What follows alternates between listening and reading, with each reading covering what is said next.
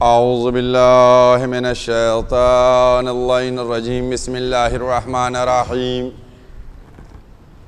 अल्हम्दुलिल्लाहिल्लज़ी ला यब्लुगु मिदहतहुल क़ाइलून वला युहसीना माअहुल आदून वला युअद्दी हक़्क़हुल मुज्तहिदून अल्लज़ी ला युदरिकुहु बुअदुल हिमम वला यनअलहु गौसुल फ़ितन अल्लज़ी लैसा लिसिफ़तिही हद्दुन महदूदुन वला नअतुम मौजूदुन वला वक़्तुम मअदूदुन वला अजलुम ममदूदुन फ़तरल ख़लाइक़ बिक़ुदरतिही व नशरर रियाह बिरहमतिही व वत्तदा बिस्सख़ूर मयदान अर्ज़िही वस्सलातु वस्सलाम अला सय्यदिल अंबिया वल मुरसलीन क़ातिमन नबिय्यीन सय्यदनिल मुमज्जद बशीरनिल मुसद्दद नज़ीरनिल मुअय्यदल मुस्तफ़िल अमजदल महमूदिल अहमद अबिल क़ासिम मोहम्मद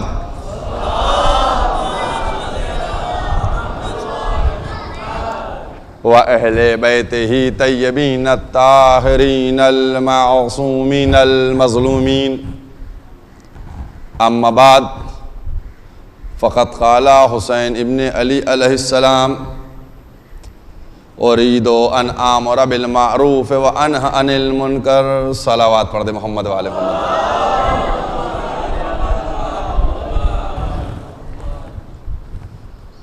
मौला के इन अल्फाज के ज़रिए से ये सिलसिले गुफ्तगू मुस्तकिल जारी है,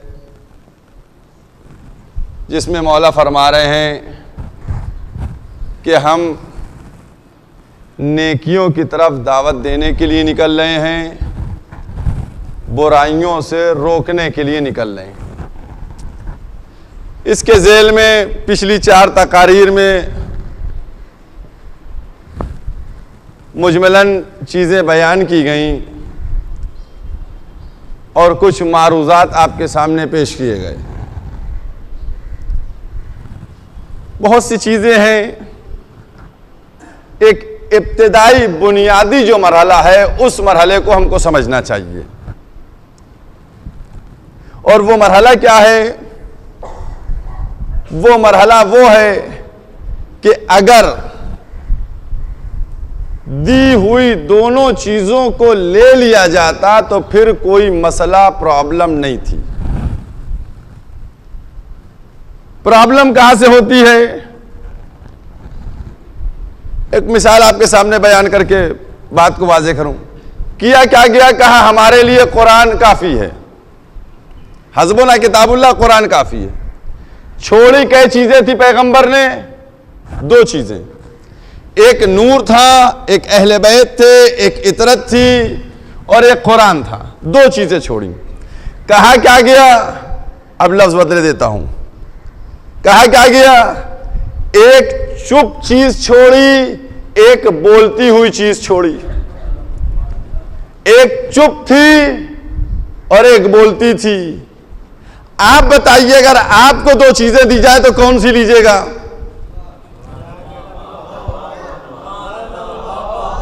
भाई मैं कहूं मेरे पास 2 अदद तोते हैं, एक बोलता हुआ है, एक गूंगा है, चुप है, आप किसको लीजिएगा? हर शख्स कहेगा भाई गूंगे का क्या काम, चुप का क्या काम, बोलता हुआ चाहिए। तो मैं यही कहना चाह रहा हूं कि जब 2 चीजें छोड़ी थी, एक किताब थी, एक अहले बैत, तो कम से कम अहले बैत को अगर अकेले लेते तो बात समझ में आती। भाई ये बोलती हुई चीज है, सब बतला देगी।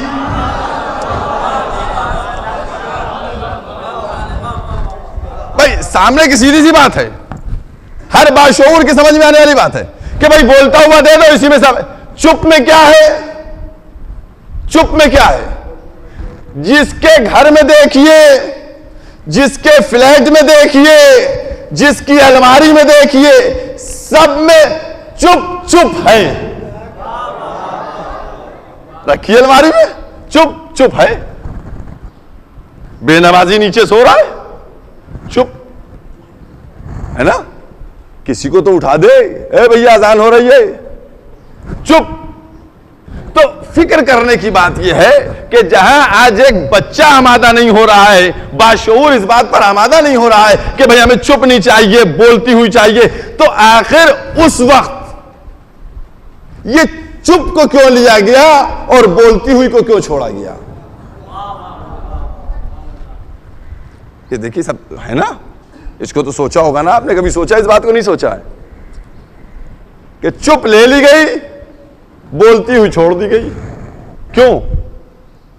इस बात पे फिक्र कीजिए, गौर कीजिए। मैं तो दावत आपको दे रहा हूं, और आपकी समझ में अगर कुछ ना आए तो भी हमसे आके पूछिए, फिर हम बताएंगे। क्योंकि देखिए, हम दरे बाबे मदीनतुल इल्म से वाबस्ता हैं। हम खोज खाज के कुछ निकाल जरूर लाएंगे। एक सलवात पढ़िए मोहम्मद वाले मोहम्मद।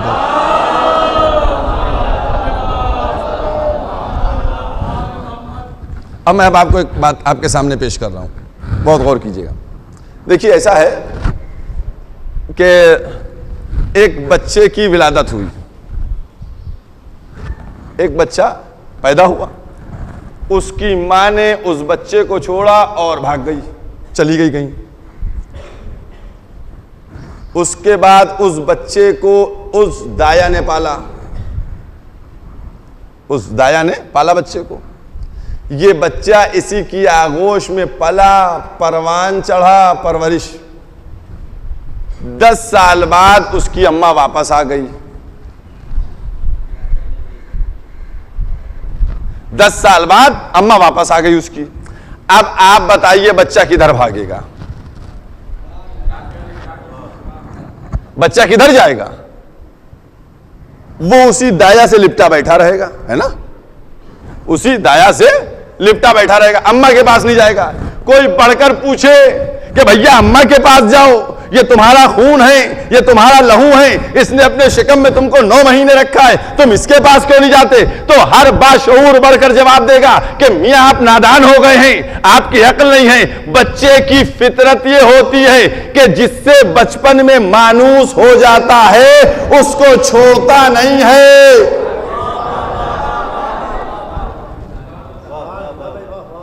कुछ बात ज़हनों से करीब हुई?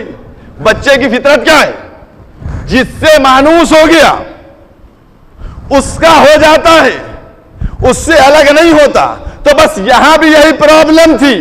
बचपन से चुप की पूजा कर रहे थे, जब बोलता हुआ कुरान मिला तो कहा बोलते हुए का क्या फायदा, चुप कोई पूजा करो, क्योंकि बचपन में भी इसी की पूजा करते थे, आगे भी इसी को पूजते रहेंगे। सलवात पढ़ते मोहम्मद वाले मोहम्मद।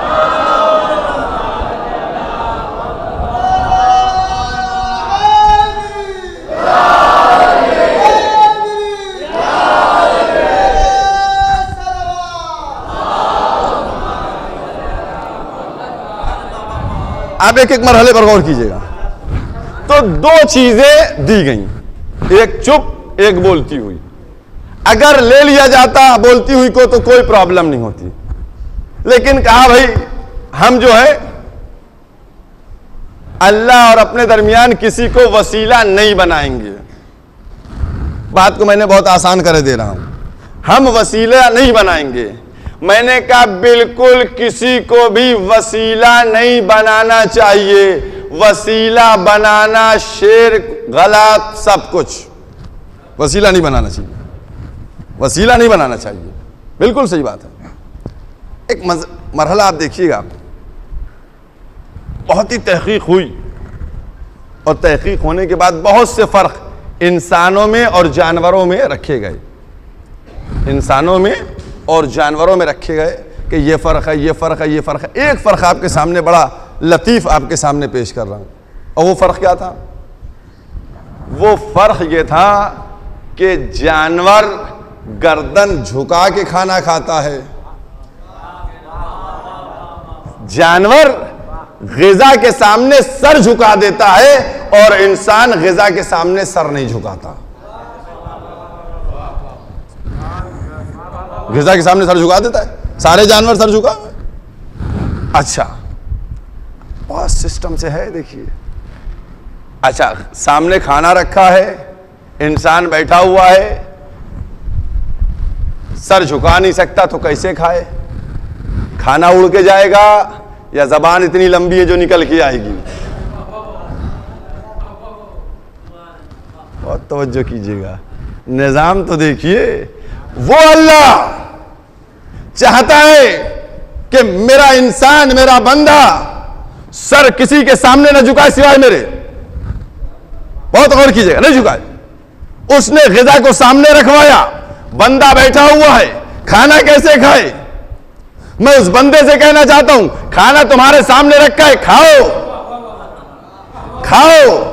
बहुत जुमला है, देखिए उर्दू माशाल्लाह से आप हजरात से बेहतर कोई नहीं जानता है। क्या कैसे खाऊं? उन्होंने हाथ बढ़ाया, लुकमा तोड़ा, हाथ को उठाया, दहन तक ले गए, फिर हाथ डाला, फिर लुकमा। आपने कुछ समझा? उस खाने और इस बंदे के दहन में वसीला हाथ को बनाया। अब उर्दू में कहने जा रहा हूं एक जुमला, उर्दू में कहने जा रहा हूं, अगर ये वसीला ना होता तो बंदा लुकमे लुकमे को मोहताज हो जाता।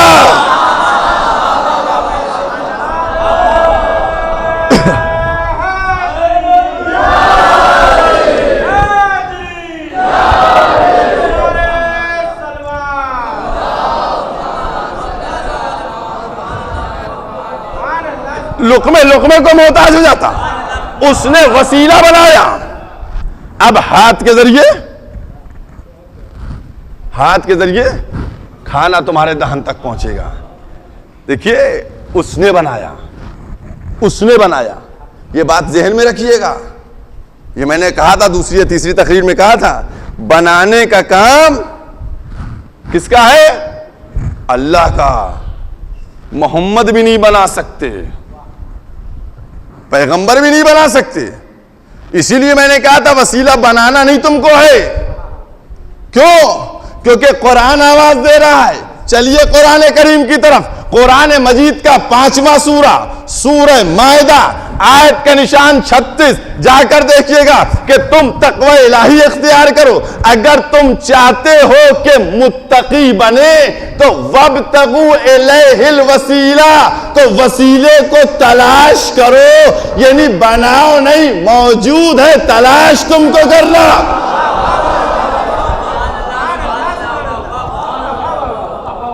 एक सलावत पढ़े मोहम्मद वाले मोहम्मद।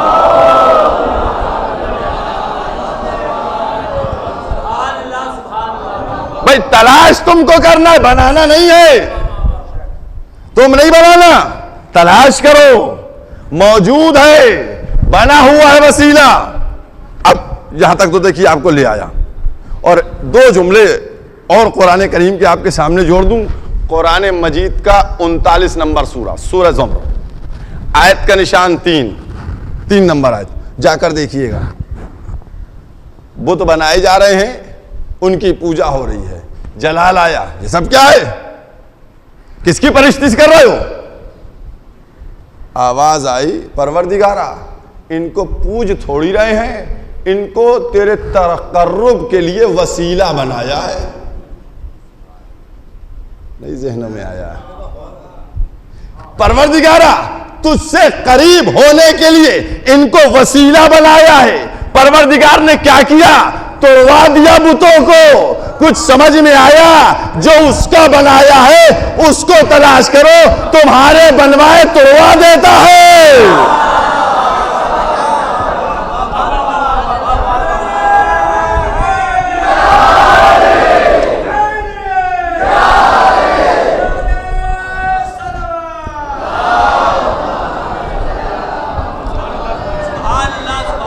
हवाला कर रहा हूं, देखिए 39 नंबर सूरा है, 39 नंबर सूरह ज़ुमर, 3री आयत है, जाकर देखिएगा इत्मीनान से। कहा पूजा नहीं कर रहे थे, कहा इसको वसीला बनाया है तुम तक पहुंचने के लिए। कहा तोड़वा दिया, सबूतों को तोड़वा दिया, किसी को नहीं बचवाया, सब तोड़वा दिए गए। वो समझ में आ रहा है?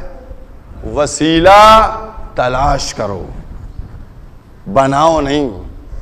और एक मरहला है, आप देखिए, परवरदिगार आलम ने बनाने को कितना अपने कंट्रोल में रखा। बहुत तवज्जो कीजिएगा, कितना अपने कंट्रोल में रखा। खालिक ने कहा इन्नी जाइलुन, मैं बनाने वाला हूं, है ना। पैगंबर ने क्या कहा, इन्नी तारिकुन, मैं छोड़ने वाला हूं। और किया आप अजमत पैगंबर को देखिएगा। भाई एक जुमला है, ये बताइए बेटी की शादी करना किसका पावर है? किसकी पावर है? बाप की बता रहे हैं। तो मैं कहना चाहता हूं कि अगर बेटी की शादी बाप के पास पावर होता है करने का, तो फिर पैगंबर ने क्यों नहीं बेटी की शादी अपनी मर्जी से की? भाई पैगंबर ने अपनी मर्जी से की। जब कोई रिश्ता आया कहा मेरे इख्तियार में नहीं, मेरे इख्तियार में। जब उधर सारी चीजें तय हो गई तो वहां से रिपोर्ट भेजी गई कि अली के साथ फातिमा का अक्द हो गया। तो अब मुसलमानों तुम समझो कि जो पावर सबके पास है, उस पावर को भी परवरदिगार आलम ने मोहम्मद से ले लिया। तो जहां पावर वो मोहम्मद से ले लिया गया, तो अब मोहम्मद को बनाने का पावर भी नहीं, सिर्फ जो चीजें हैं उनको छोड़ने का पावर है। अब ये जुमला क्या कह दूं तुम्हारे लिए कि माशाअल्लाह तुम अपने नबी से भी 4 हाथ आगे हो। जो काम नबी ना कर सका वो तुम कर रहे हो। सलावत पढ़ दे मोहम्मद वाले मोहम्मद। अजमत है देखिए। और आप आकर देखिए दोनों चीजें, हर चीज अगर अहले बैत को छोड़ दिया जाए, अहले बैत को, तो अहले बैत के बाद इस्लाम है क्या? इस्लाम है क्या? अगर इस्लाम चाहिए है तो अहले बैत से वाबस्ता रहना पड़ेगा। गौर कीजिए। और चूंकि बहरहाल हमारा मौजू करबला है और इस्लामी अक़दार, लिहाजा आप एक एक मरहले पर गौर करके देखिए। और सारी चीजें देखिए, हर चीज की खिलकत अहले बैत के सदक़े में हुई है। वो एकदम साफ क्लियर है, कोई डाउट नहीं है। अहले बैत के सदक़े में हर चीज की खिलकत हुई।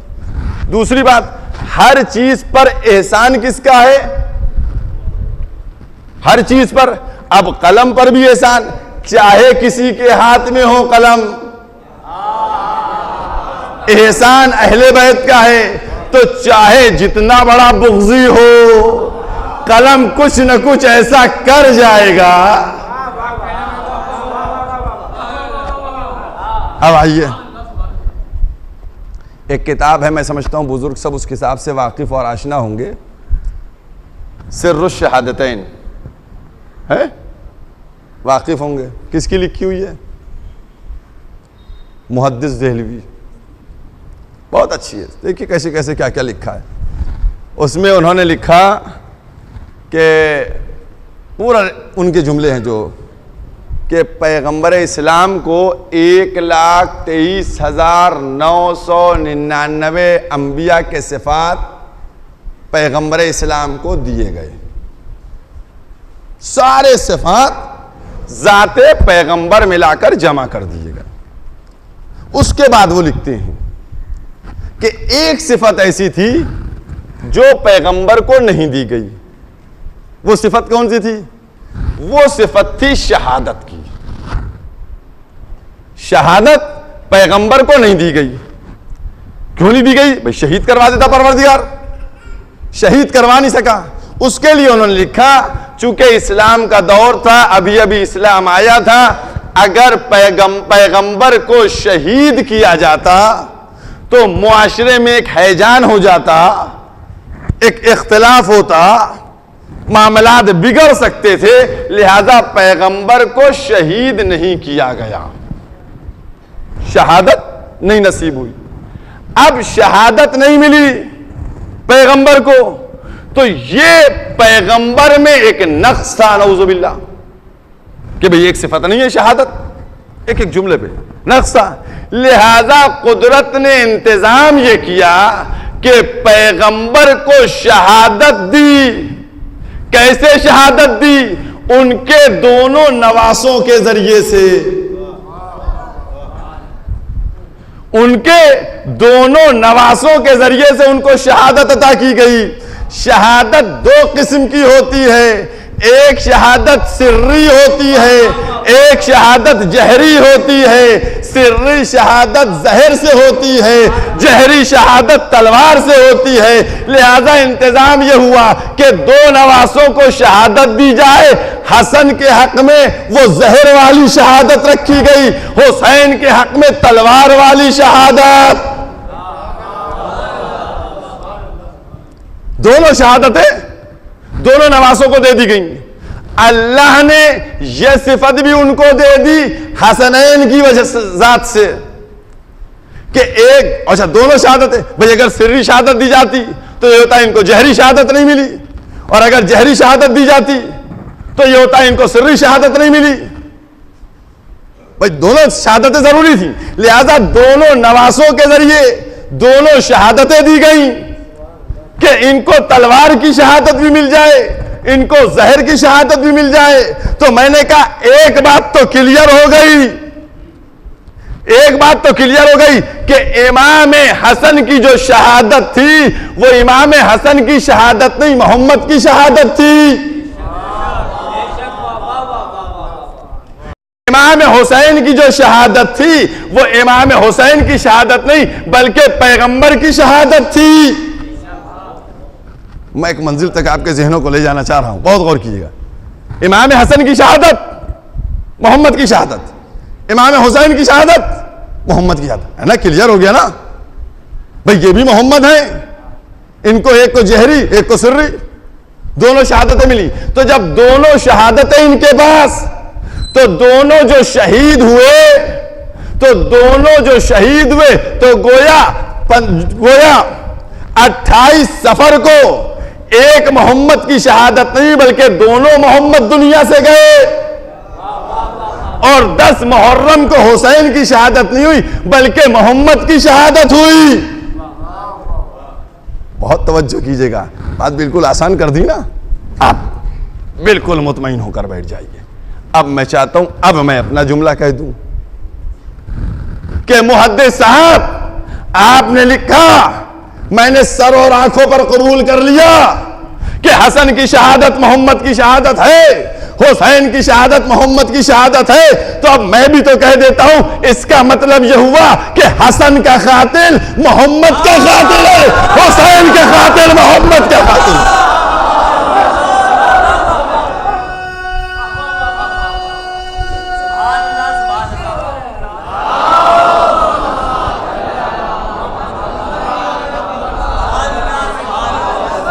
बात तय हो गई कि हसन का कातिल मोहम्मद का कातिल है, हुसैन का कातिल मोहम्मद का कातिल है। तो अब जुमला कहूं, ए भैया जब ये सब मोहम्मद के कातिल हैं तो अब इससे राजी कौन होगा? जिस खुदा के नबी को कत्ल करके जा रहे हैं वो खुदा राजी होगा। सलवात पढ़ दे मोहम्मद वाले मोहम्मद।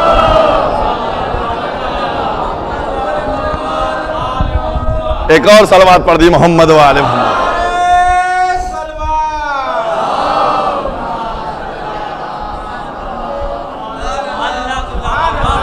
मारा है सारा, मैंने क्या कहा? लिखोगे कुछ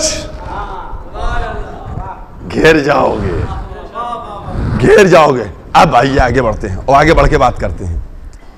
सारी सिफतें मिल गई आपके सामने, माशाल्लाह से पूरा मजमा वाकिफ है। और मैं कोई ऐसी चीज पढ़ता ही नहीं कि कोई कंफ्यूजन हो, आदमी सोचे कहाँ है क्या है। आम छोटी छोटी सी बातें पढ़ता हूं, तालिबे इल्म हूं। अब आइए, क्या सब सिफतें मिल गई थी पैगंबर को? पैगंबर को सारी सिफतें मिली? 1,24,000 अंबिया की सिफतें मिली?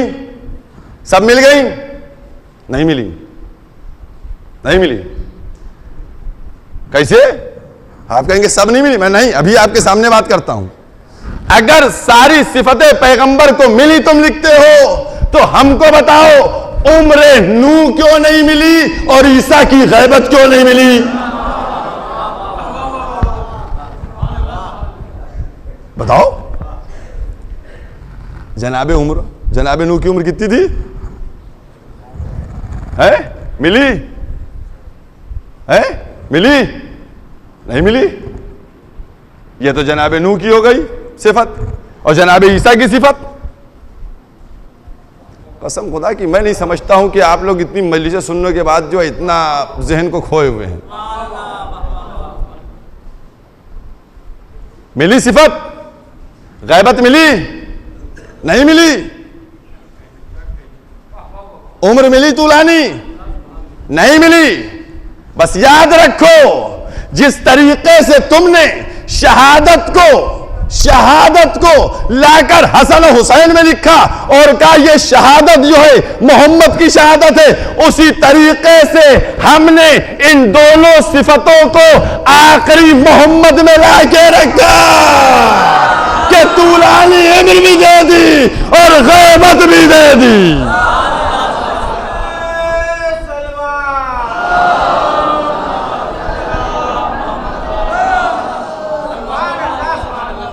12वें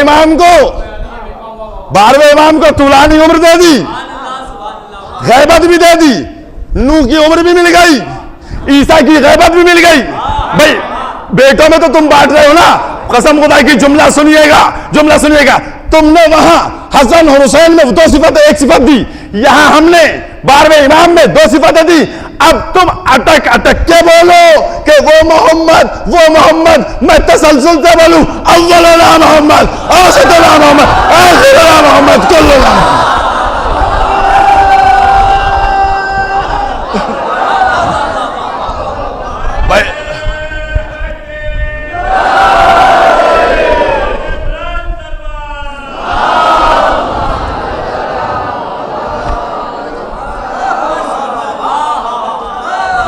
तुम धीरे धीरे बोलो, मैं रवानी से बोलता हूं। अव्वल भी मोहम्मद, औसत भी मोहम्मद, आखिर भी मोहम्मद, ये सब के सब मोहम्मद हैं। एक सलवात और पढ़ दे, मोहम्मद वाले मोहम्मद।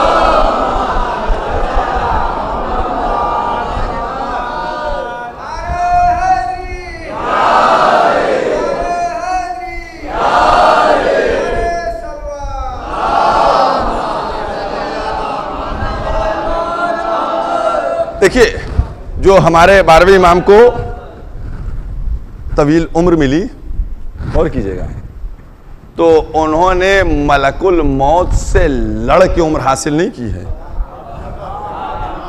कि उसको जेर कर दिया और उम्र ले आए। उसकी मर्जी थी, इसलिए उम्र दी गई। एक एक मरहले पे गौर कीजिएगा, बहुत एक एक मरहले पे गौर कीजिए। अल्लाह ने उनको गैब में कर लिया। पहले इमाम से लेकर 11वें इमाम तक आप देख डालिए, 11 इमाम देख डालिए, किसी को जहर से मारा गया, किसी को तलवार से मारा गया। कोई खुद से किसी बीमारी से, किसी वजह से इस दुनिया से नहीं रुखसत हुआ, या जहर से या तलवार से। खुद आप जाकर उसूल काफी में देखें तो जो हमारे शियों की अहम किताब है हदीस की, उसमें लिखा हुआ है कि अहले बैत को मौत नहीं आ सकती जबकि वो ना चाहे। और क्या, आपने एक जुमला छोटा सा कहने जा रहा हूं, इनको मौत नहीं आ सकती। 11 को देखो तुम, किसी को तुमने तलवार से मारा, किसी को तुमने जहर से मारा, तो अब 12वें के लिए कुछ करने की जरूरत नहीं थी, बल्कि तुम्हारे इस शर से बचाने के लिए गैब में डाला था कि न तुम्हारे जहर से ये शहीद हो पाए, न तुम्हारी तलवार से। और अब इस मंजिल के ऊपर, और क्यों लाना था? क्योंकि दीन वासिब है, ये कयामत तक जाने वाला है। लिहाजा कुदरत चाहती थी कि वारिस दीन भी वो हो कि जो कयामत तक इस दीन को लेकर पहुंचे, किताब को लेकर पहुंचे। इसलिए उसने इमाम आखिर को पर्दे गैब में रख के अपनी गैबत को भी पहचानवा दिया। सल्लल्लाहु अलैहि मोहम्मद वाले मोहम्मद। अहले बैत की अजमत है। और आप याद रखिए कि आज जो, बस एक जुमला छोटा सा कहूंगा, हर एक परेशान कि साहब इतनी लंबी उम्र कैसी है, इतने बड़े कैसे हो गए, ये कैसे हो गए? भाई विलादत कौन सा सन की है? 12वें इमाम की। विलादत की तारीख क्या है? मैं बताता हूं आपको। 255 हिजरी, 15 शाबान 255, ये विलादत है। अब जोड़ डालिए कितने हुए साल? तकरीबन 1250 साल। 1250 साल इनकी उम्र के हुए तो तुम्हारे पेट में दर्द कि इतनी उम्र कैसे हो गई? और ईसा 2000 साल से है भाई, 2000 साल से। तो तुम चुप, कुछ नहीं बोलते भाई। उस पर भी ऑब्जेक्शन करो, उधर भी करो, लेकिन तुम्हारे एतराजात खुद तुम्हारी हकीकत को बयान करते हैं भाई। तुम्हारे एतराज जो है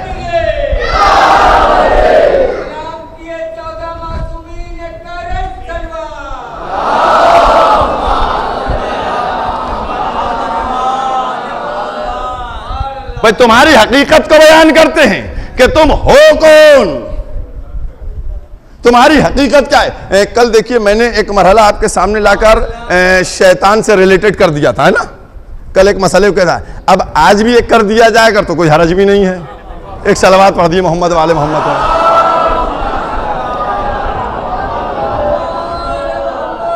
देखिए ऐसा है कि एक मसला आपके सामने है, वो ये है कि एक साहब जा रहे थे मस्जिद के लिए, समझे, और वो मस्जिद जाते जाते उधर से घूमे और पिक्चर हॉल में घुस गए। मैंने पूछा भैया ये क्या हरकत? वहां से उठ के गए थे कि जा रहे हैं मस्जिद नमाज पढ़ने और निकल यहां से रहे हो, है यहां से निकल रहे हो। कहने लगे कि हाँ क्या बताऊं, शैतान ने भड़का दिया, शैतान ने भड़का दिया। मैंने कहा कहां पे मिला था तुम्हें? भाई तुम्हें कहां पे मिला था? वो फलाने पान की दुकान पे मिला था? कहा नहीं वहां नहीं मिला था। मैंने कहा भी वो रोड पार करते कि मिला था? कहने नहीं वहां भी नहीं मिला। मैंने कहा भी होटल में मिला था जो तुम गए थे? कहने वहां भी नहीं मिला। तो मैंने कहा जब तुम्हें मिला नहीं तो बहकाया कैसे? भाई बहकाया कैसे उसने तुमको? कहने आप बेवकूफ है क्या?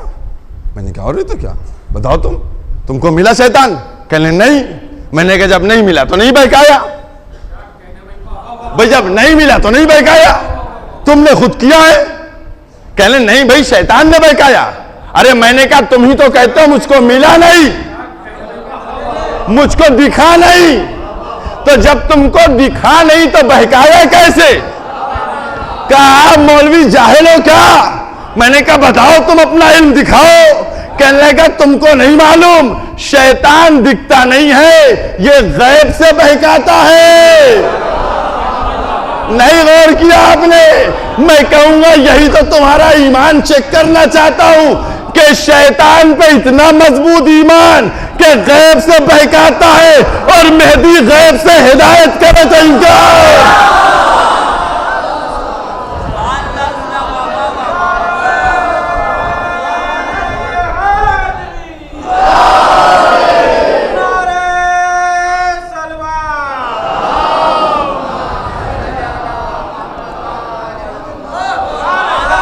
सामने की बात है, आप ईमान की पुख्तगी तो देखिए।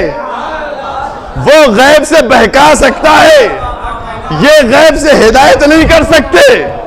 ये है तो अब का जुमला ये कह दूं भाई, इसीलिए तो परवरदिगार ने कहा कि जो अल्लाह को वली बनाता है उसके वली अल्लाह और अहले बैत होते हैं। जो शैतान को वली बनाता है, कुरान से बात कर रहा हूं, कुरान से, इनके ऊपर शैतान, ये शैतान के फरमाबरदार हैं, शैतान के इताअत गुजार हैं, शैतान को अपना वली बनाए हुए हैं। ये अंदाज है। और बस इस मंजिल पर दुनिया आकर समझे कि अहले बैत क्या है। हकीकत से अगर आशना होते, अजमत अहले बैत को समझ लेते, तो फिर आज जो हमारे सामने वाकया हुआ है कि यकीनी तौर के ऊपर करबला में दुश्मन कोई नजर ना आता। आज बिल्कुल बगैर किसी रब्त के, चूंकि वक्त बड़ी तेजी से निकलता चला जा रहा है, 5 मुहर्रम का सूरज निकल चुका है, अब असहाब का सिलसिला ख़त्म हो चुका है, चाहने वालों का सिलसिला ख़त्म हो गया है। आज से आप जिस भी इमाम बाड़े में जाएंगे, मजलिस में जाएंगे, वहाँ आइज़ा का तस्किरा सुनने में आएगा।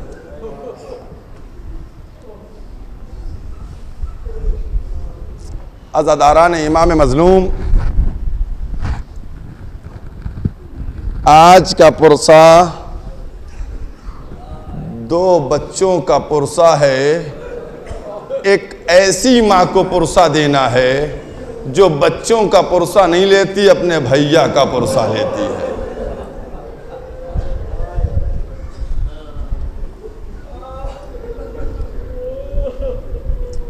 और दौरान इमाम मजलूम, जब इमाम हुसैन ने शहजादी ज़ैनब से कहा कि ज़ैनब तुम मेरे साथ नहीं चलोगी, तड़प गई बीबी।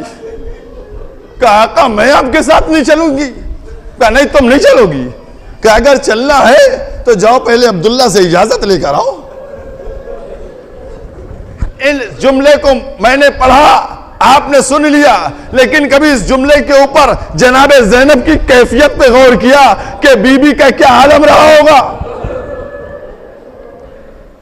इस मंजिल को तय करने में। उसके बाद मुख्तलिफ रवायात, मकातिल, अरबाब मकातिल लिखते हैं कि कहीं पर ओन मोहम्मद किस मंजिल पर मिले, किस मंजिल पर आए। एक रवायत यह भी मिलती है कि जब काफिला बढ़ा तो थोड़ा काफिला बढ़ने के बाद जनाब अब्दुल्ला अपने दोनों बच्चों का हाथ पकड़े हुए लेकर आए। कहा ए शहजादी, एक को मेरी तरफ से कुर्बान कर दीजिएगा, एक को अपनी तरफ से नजराना पेश कर दीजिएगा।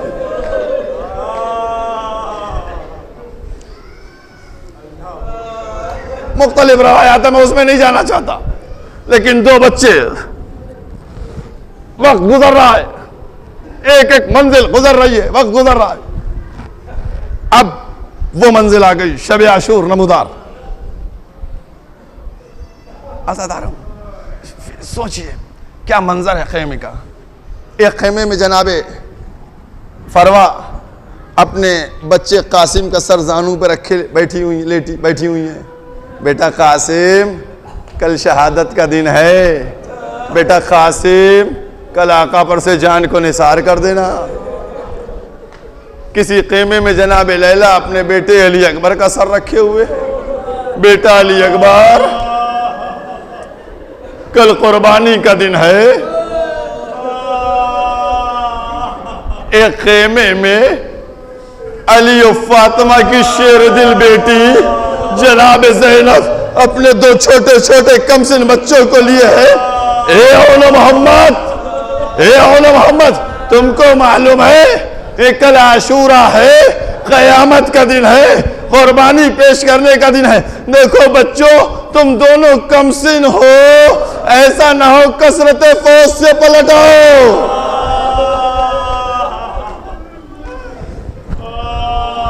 अजरकुम अल्लाह।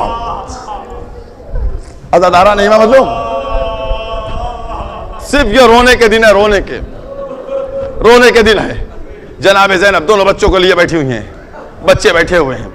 कहा बेटा ऐसा है कि देखो अली अकबर से पहले चले जाना, देखो कासिम से पहले चले जाना, वरना हम भाभी लैला के सामने कैसे जाएंगे, हम भाभी फरवा के सामने कैसे जाएंगे। कहा जब तक तुम इस दुनिया से रुखसत नहीं हो जाओगे, शहादत का नजराना नहीं पेश करोगे, तब तक हम ना भाभी लैला के पास जाकर अली अकबर की ताज़ियत देंगे, ना जब तक हम कासिम की जाकर लैला उम्मे फरवा के पास ताज़ियत पेश करें। जनाब ज़ैनब बच्चों से कह रही हैं। उसके बाद दोनों बच्चों से कहती क्या है, बेटो तुमको मालूम है तुम कौन हो। बच्चों ने गर्दनें उठाई। कहा हाँ अम्मा। कहा तुम अली के नवासे हो, तुम अली के नवासे हो और जाफर तैयार के पोते हो। अब जो बच्चों ने अजदाद के नामों को सुना कि हम अली के नवासे हैं, और जाफर तैयार के पोते हैं, तो जोश शुजात में झूमते रहे। अब जोश शुजात में झूमना शुरू किया और एक दफा का अम्मा एक बात आपसे कहना चाहते हैं। का कहो मेरे लाडलो। एक भाई बोला अम्मा अली भी रसूल के लश्कर के अलमदार थे, जाफर भी रसूल के लश्कर के अलमदार थे, तो अलम इस मुनासबत से हमको मिलना चाहिए। बस जैसे ही जनाब ज़ैनब ने ये जुमला सुना, जोश शुजात का एहसास करके तो सीना चौड़ा हुआ, लेकिन अल्फाज सुन के सहम गई। बच्चों खामोश रहना, अगर अब्बास ने सुन लिया मुंह न दिखा पाओगी।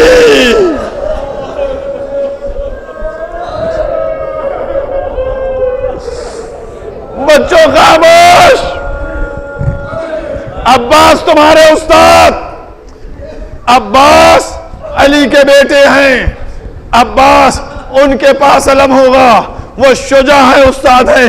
देखो बच्चों, अब ऐसा तस्कीरा न लाना, अगर अब्बास ने सुन लिया तो मैं अब्बास का सामना न कर पाऊंगी, फिर हुसैन से कह के तुमको अलम दिलवा देंगे। अजरुकुम अल्लाह। अज़ादारान इमाम बदलो, जनाब ज़ैनब ने बच्चों की जोश शुजात को मुतमईन हुई कि तुमको कल माँ के शीर का असर दिखाना है, उसकी कुव्वत को दिखाना है। बच्चे दोनों जोश शुजात में झूमने लगे। झूम रहे बच्चे इस अंदाज में कि अब बच्चों को फकत इंतजार है। कहते अम्मा एक बात और कहना चाहते हैं। का कहो, क्या कहना चाहती हो? का अम्मा हम जाने के लिए तैयार हैं, हम शुजात दिखाएंगे, हम शुजात के जौहर दिखाएंगे। अम्मा मामू इजाजत नहीं देंगे, अम्मा आका इजाजत नहीं देंगे। जनाब ज़ैनब ने मुतमईन किया, का इत्मीनान रखो, इत्मीनान करो, इजाजत दिलाना हमारा काम है, हम इजाजत दिलवाएंगे, हम इजाजत दिलवाएंगे। बात खत्म हो गई। सरदारों, करबला की बीबियों के शुजात का कोई एहसास नहीं कर सकता है। करबला की जो बीबियां हैं ना, उनका एहसास नहीं। हर माँ अपने बच्चे को अपनी उम्र देने के लिए तैयार रहती है। मेरी उम्र भी मेरे बेटे को मिल जाए, मेरी उम्र, बच्चे की तूल उम्र के लिए दुआ करती है। ये माएं बैठी हुई हैं, पूछिएगा इनसे कि तुम अपने बच्चों के लिए, हर माँ कहेगी मेरी उम्र भी मेरे बच्चे को लग जाए, मेरे बेटे को लग जाए। अल्लाह अकबर। ये करबला की माएं थी। जनाब मुस्लिम की शहादत 9 ज़िलहिज को हुई। 1 महीने बाद 10 मुहर्रम को अपने बच्चों के हाथ पकड़े हुए मुस्लिम की बेवा रसूल हुसैन के सामने खड़ी है। आका मरने की इजाजत दीजिए।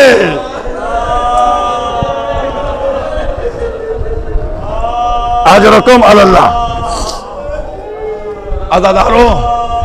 आजादारों, एक एक मंजिल के ऊपर मसाइब। जनाब ज़ैनब पहुंची। का बीबी अभी तो आपके वारिस का साया उठा है, आप अपने बच्चों को बाज में भेजिएगा। जैसे ये जुमला सुना, का शहजादी आपके बच्चे शहजादे हैं, पहले इन यतीम बच्चों को जाने दीजिए। अज़ादारा इमाम मज़लूम, ये अल्फाज नहीं है, मुस्लिम की औलाद। उसके बाद जनाब ज़ैनब आगे बढ़ी। भैया इन बच्चों को मरने की इजाजत दे दो। इमाम हुसैन ने बच्चों की तरफ निगाह की, आसमान का रुख किया। परवरदिगारा, ये वक्त आ गया कि अब अपनी गोद के पालों के लाशें उठाए। का भैया इजाजत दे दीजिए, भैया इजाजत दे दीजिए। जनाब ज़ैनब ने इसरार किया, हुसैन ने इजाजत दे दी, इजाजत दे दी। जब खुदावंद आलम हर मोमिन और मोमिना को करबला इराक जाने की तौफीक इनायत करे और जाकर देखे कि जनाब औन और मोहम्मद के रोजे कितनी दूर बने हुए हैं, कहाँ बने हैं। मुख्तलिफ रवायात हैं, मुख्तलिफ बातें बयान की गई हैं। अज़ादारा नहीं मालूम, लेकिन मुझे यकीन है कि ये अली के नवासे थे, जाफर तैयार के पोते थे। इनकी शुजात का आलम ही ये था कि इन्होंने इतनी दूर तक निकल के जंग की, बहुत बहादुरी से जंग कर रहे हैं, बड़ी शुजात से जंग कर रहे हैं। जिधर निकल रहे हैं उधर दुश्मनों को वासिल जहन्नम पहुंचा रहे हैं। मैमने पे हमला एक भाई ने किया, मैसरे पे हमला दूसरे भाई ने किया, दोनों भाई दोनों तरफ से जंग में, और उधर जनाब अब्बास जंग को देख रहे हैं, एक तरफ से जनाब इमाम हुसैन जंग को देख रहे हैं। भांजों की शुजात का नजारा हो रहा है। अब्बास आवाज देते, जब दुश्मन की फौज भाग रही थी ना, तो एक मतलब मौला अब्बास ने आवाज दी, ए पिसरे साथ भागता कहां है, तू आकर बच्चों के कुछ जख्म ले ले। ये शुजात का आलम है, शुजात का ये अंदाज है, शुजात जौहर दिखा रहे हैं। बच्चे मसरूफ थे, बस अज़ादारा नईमा मजलूम। बाज़ रवायात के मुताबिक बच्चे इसी अंदाज से शुजात में मशगूल थे कि एक दफ़ा उनके जहन में आया कि अम्मा ने हमको कुर्बान होने के लिए भेजा है,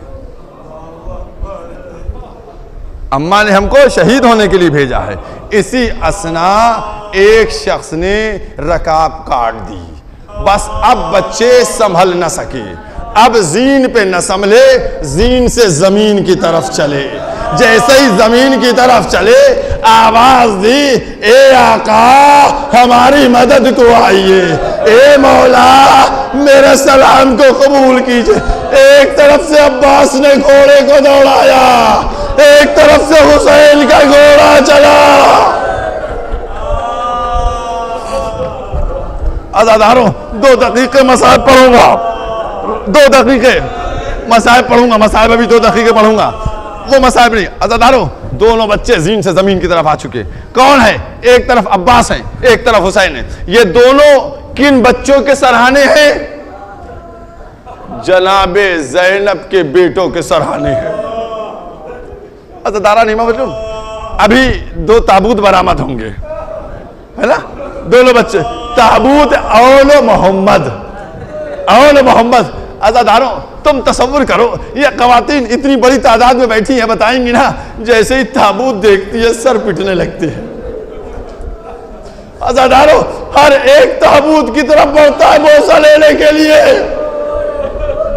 मैं कहूंगा अरे तकरीबन 1400 साल बाद अगर ताबूत लकड़ी का कपड़े से ढका तुमको नजर आ जाए, आंसू निकलने लगते हैं। अरे जब ज़ैनब के सामने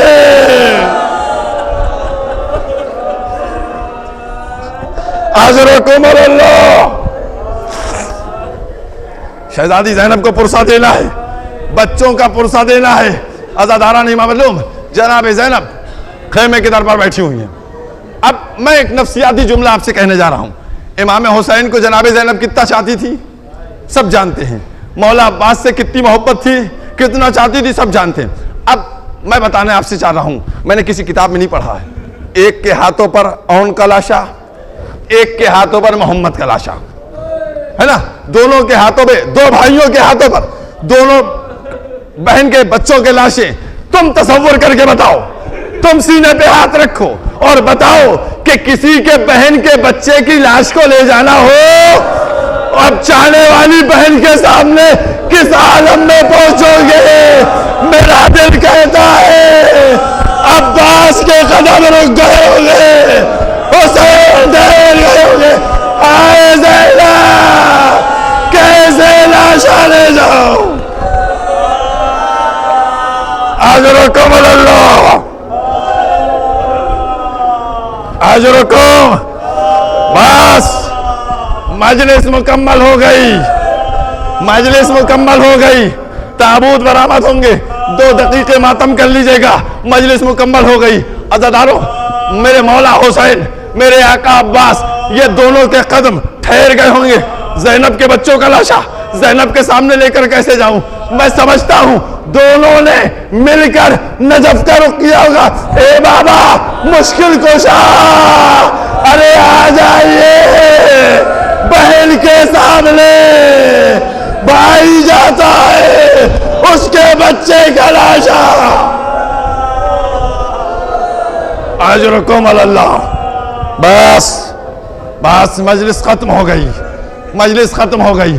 अज़ादारों हुसैन और अली अकबर, हुसैन और अब्बास दोनों लाशों को लिए हुए खेमे में पहुंचे, और जैसे ही दाखिले खेमा हुए बीबियों ने जनाब ज़ैनब को घेर लिया बीबी औनो मोहम्मद का पुरसा लीजिए, औनो मोहम्मद का पुरसा लीजिए। बीबी ने क्या किया, दोनों लाशों को अलग अलग किया और एक दफा बीच में बैठी, सर को सजदे में रखा, परवरदिगारा मेरा तोहफा कबूल कर रहा, बच्चों से मुखातिब हुए, ए औनो मोहम्मद तुमने माई को सुरखरू कर दिया, वाह मोहम्मदा, वाह माता में शुरू हुआ, बीबियों ने घेर लिया ज़ैनब को पुरसा। इन्ना लिल्लाह व इन्ना इलैहि राजिऊन।